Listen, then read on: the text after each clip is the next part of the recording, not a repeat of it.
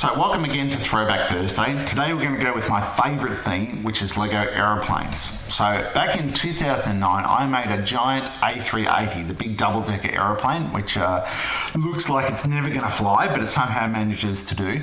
And so I gave it the cutaway treatment. As a kid growing up, I loved reading those cutaway books that you could see the inside and how things work. So I wanted to do that with the big aeroplane. Except I wanted to add a bit of a twist. I love the idea of having moving parts inside it. So what I did is I used LEGO Mindstorms, or NXT, which was brand new at the time, to fill it full of robotics. So the wheels would come down, the landing flaps would come out, cargo doors would open, air brakes, the tail fin would go, all sorts of awesome stuff happened on the plane.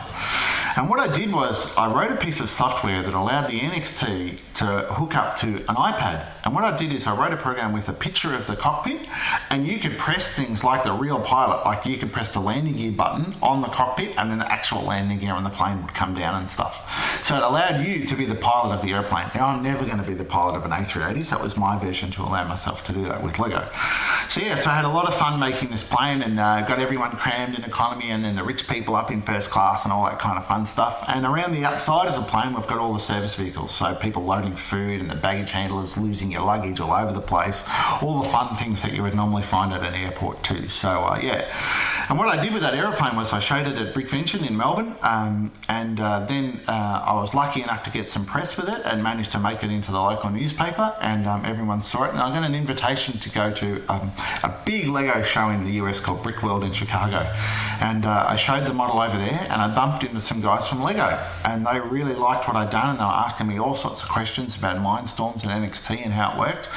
And then we got talking together and they said, when you get back to Australia, talk to this person and that person, and basically that's how I ended up getting my job, right place at the right time and all that kind of good luck with the LEGO A380. So I was very lucky that this model helped me get where I am today.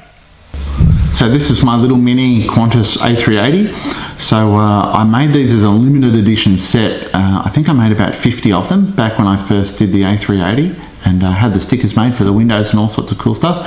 And if you've got one of these little puppies now, you are sitting on a gold mine. So yeah, these are as rare as hen's teeth. So if anyone's still got one, happy days.